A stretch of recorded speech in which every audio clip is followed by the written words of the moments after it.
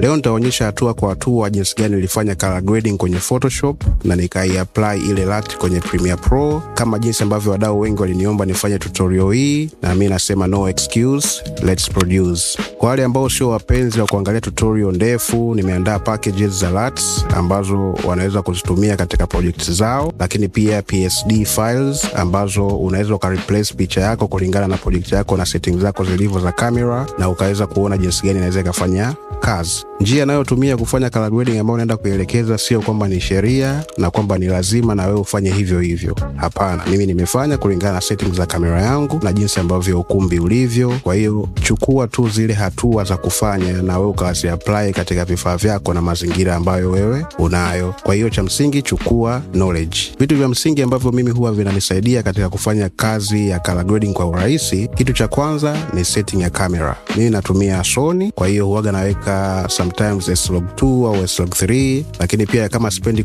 complicate sana rangi huwaga natumia Picture Profile 6. Kitu cha pili ni white balance. Huwa najitahidi kuhakikisha nimefanya white balancing nzuri katika kila mazingira ambayo nafanyia shooting. Kwa hiyo jifunze pia jinsi gani ya kuweza kubalance white balance katika kamera yako ili usipate picha ambayo imeungua sana au ambayo ina temperature kubwa sana au ambayo haina temperature kubwa sana ukashindwa kupata rangi nzuri. Kwa hiyo bila kupoteza muda, ukiwa katika Premiere Pro unatafuta eneo ambalo ungependa kufanyia color grading katika Photoshop, una pause eneo hilo na unapiga picha hapa kwenye frame yako ya picha.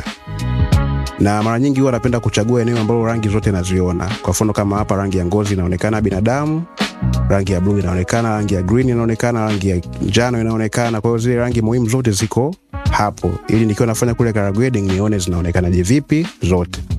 Baada ya hapo unapiga picha hapo, pap, na rename picha yangu, labda naandika ukumbini.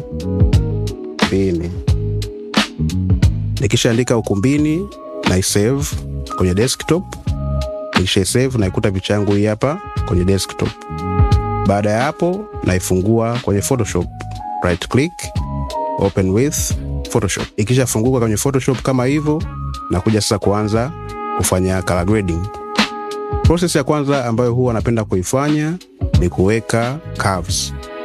Kwa natafuta curves hizi hapa na control highlight, naweka point kwenye highlight hapa kwenye curve yangu, alafu nakuja kuboost shadows. Sababu ya kufanya hivi ni ili nipate uangavu kwenye sehemu ambazo ni za giza, especially unapofanya color grading ya mtu ambaye ni mweusi. Mara nyingi tuna boost kidogo shadows au ule ugiza wao ili unapokuja kuapply rangi iweze kukaa. Sasa ukizingatia hapo ukumbini kuna watu wa aina tofauti tofauti, kuna watu weupe, kuna watu weusi.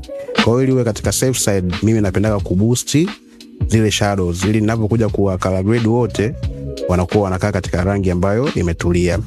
Kwa hiyo ndo sababu ya kuboost mimi shadows na kuzipandisha juu kidogo. Hiyo ndo technique hapo mimi binafsi naifanya na wage nanifanyia kazi. Baada ya hapo nakuja kuweka brightness and contrast.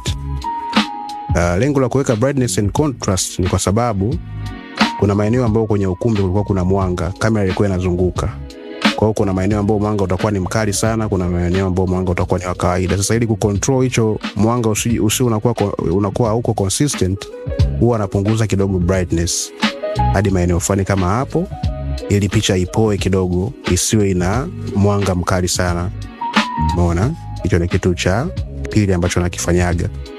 Kitu cha tatu, naongeza tena curve nyingine.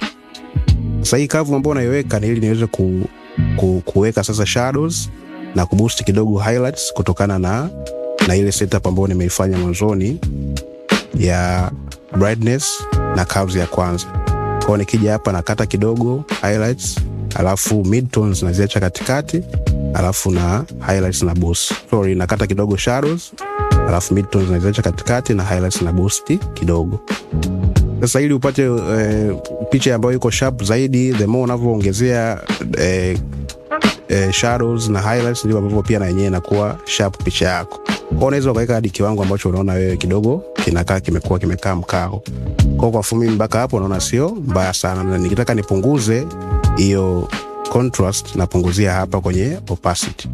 Kwa mimi naona hadi hapo picha yangu imekaa poa.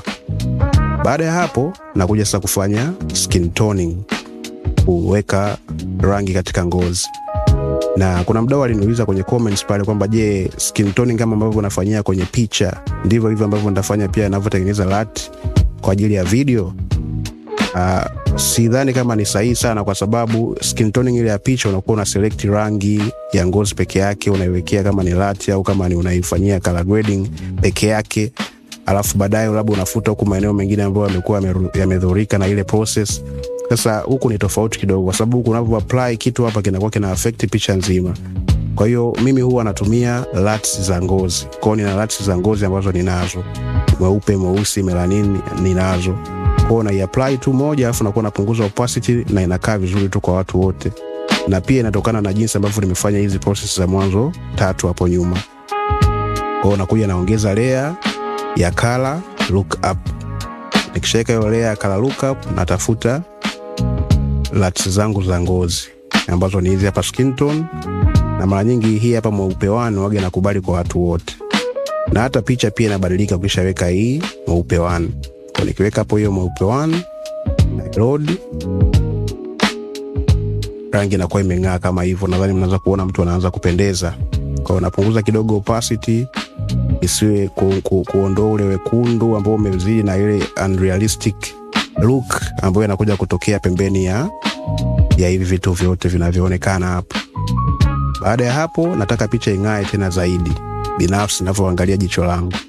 Kwa hiyo naongeza tena contrast nyingine kidogo tu ili picha ing'ae kidogo. Kwa hiyo nimeongeza hapo kidogo highlights, hata kidogo shadows kama hivyo. Kwa hiyo naona tu imekaa poa before after, umeona kitu kimenyoka. Baada ya process hiyo, kitu ambacho napenda sasa kuja kukifanya hapo ni kutengeneza look yangu ambayo mimi binafsi huaga naonaga inakaa magoli sana. Sasa hicho ni ubunifu wako binafsi, yani sio kwamba ni procedures. Kwa sababu kwa mpaka hapo ambapo mnachokiona hapo color correction ishafanyika, yani rangi zimekaa tu poa. Sasa ni kuongeza sasa ujuzi wako au ubunifu wako wa rangi ili iweze kupop zaidi, ndicho kinachofuatia hapo. Na mimi mara nyingi nafanyia hicho kwa kutumia nini? Kwa kutumia curves tena nyingine ambayo hiyo inakuwa special kwa ajili ya kutengeneza look ambayo mimi naipendaga kama cinematic fulani. Kwa hiyo naongeza curve nyingine hapo, alafu naiwekea points 3 katika huu mstari wa whiteness na boost juu hapa kidogo nipate hicho kivumbi fulani. Unaona? Baada ya hapo nakuja naweka pia kwenye redness, naweka points zangu 3 za msingi katika mstari wa redness na boost pia upande, alafu nakuja kuweka greens, naweka pia points zangu 3 za msingi bila kudistract picha nzima.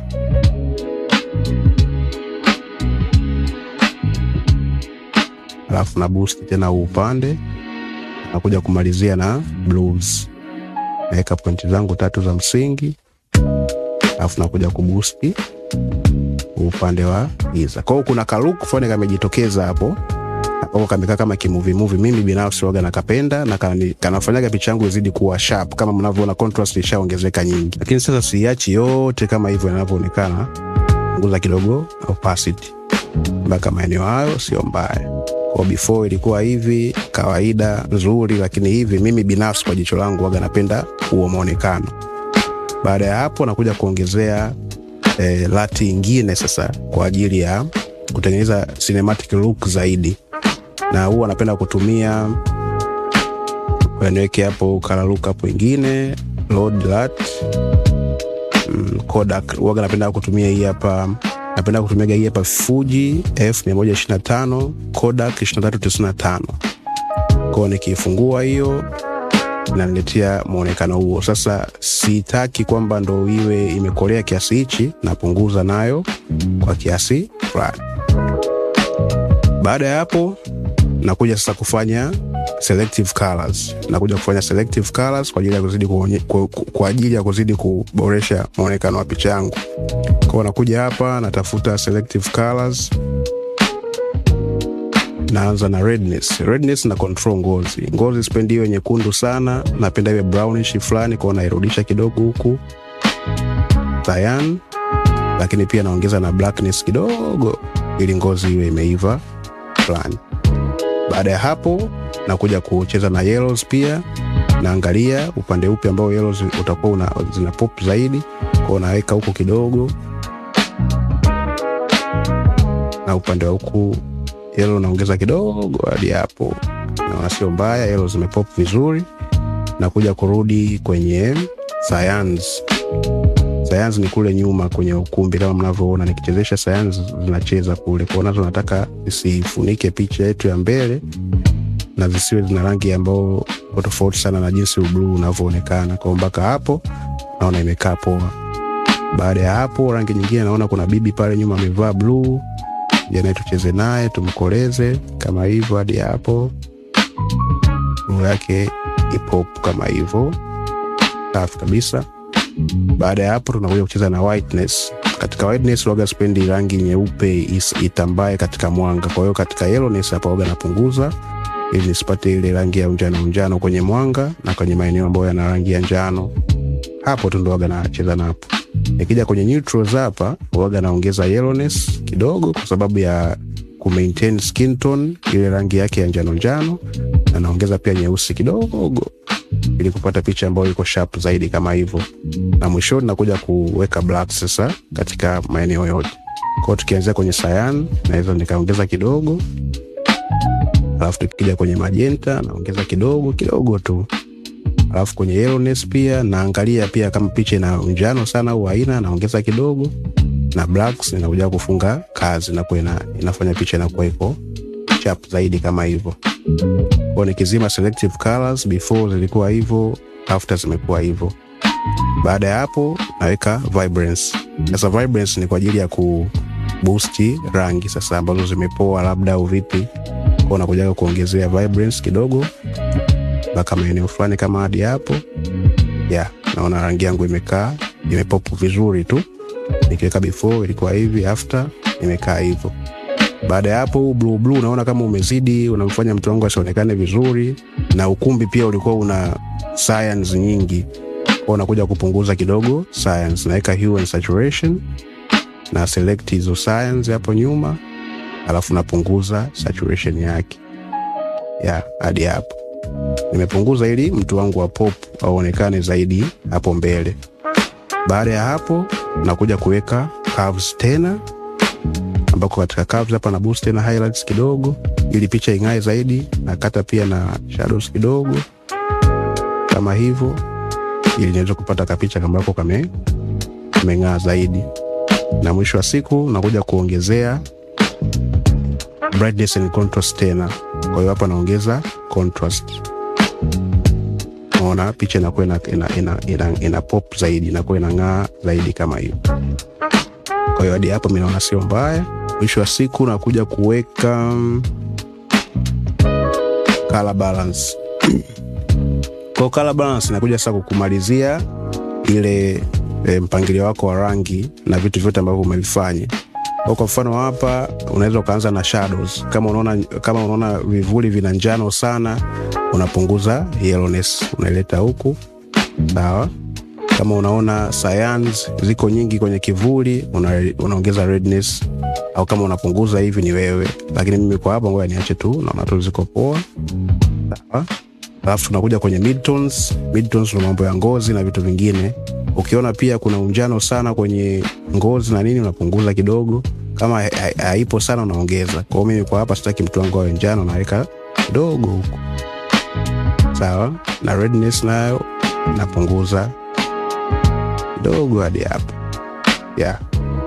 Baada ya hapo highlights pia sitaki screen iwe njano kama hivyo. Ukumbi unaweza kaweka blue, kama utaki pia uwe blue sana una balance hapo. Alafu pia na cyan kwenda red pia naangalia, sitaki pia kuwe kuna mambo mengi. Kwa nikiweka before ilikuwa hivi, after imekuwa hivi. Kwa hiyo ni process ambayo nimeifanya haraka na jinsi gani ambavyo mimi huwa binafsi nafanyaga rangi katika Photoshop. Kwa baada ya hapo una group hizi processes zote. As group na select zote kama hivi, unaziweka kwenye group moja. Kwa tukiangalia hapo before ilikuwa hivi, after imekuwa hivi. Before ilikuwa hivi, after imekuwa hivi. Ukisha zigroup kama hivyo, unatengeneza layer nyingine juu ya ile layer ambayo ulikuwa unaifanyia color grading. Kwa unakuja unaweka new layer. Usipoweka hiyo new layer, lat yako inaweza ikaja kuwa na mazingaombe unavyoitoa, inaweza sky poa. Kwa ukishaweka new layer hapo, una select lile group ambalo umefanya color gradings. Alafu unakuja hapa kwenye file, unakuja export, unakuja hapa color lookup tables. Bonyeza hapo, itakuletea hii option ya kuchagua sasa unataka aina gani ya rangi. Kwa LUTs huwa ni cube. Kwa unahakisha umepiga tiki hapa kwenye cube. Hapo unaweza kaacha hivyo kama zilivyo, medium 32 grid points. Jina lake litabakia vile vile ukumbini, alafu unabonyeza okay. Itakuuliza unataka iende wapi. Mimi nasema nataka iende kwenye desktop. Alafu una save. Kwa hiyo LUT isha save hiyo hapo. Baada ya hapo una minimize. Unakuja hii hapa unaikuta cube ukumbini hapa. Kwa hiyo baada ya hapo narudi kwenye Premiere Pro. Nikiwa nimeselect clip yangu katika color, nakuja kuselect hapa kwenye creatives, ili eneo la lumetric colors, nakuja kuselect kwenye creatives. Na itafuta ile rangi yangu hapo na browse. Ipo kwenye desktop kumbini, una open. Pap, rangi yako hapo imesha kaa. Unaona? Sasa process ya color grading mimi naitaga ni go and return. Yaani sio kwamba unafanya tu mara moja alafu unakuwa ushamaliza. Mimi mara nyingi huwa nikifanya kama hivi, naitoa project naiangalia kwenye simu inaonekanaje, naiangalia kwenye TV. Kama kuna kitu kijakaa sawa, narudi naenda kuedit tena. Kwa hiyo unaweza kuona rangi nyingi tofauti mpaka utakapokuona kupata moja ile ambayo imenyoka zaidi kwa maeneo yote.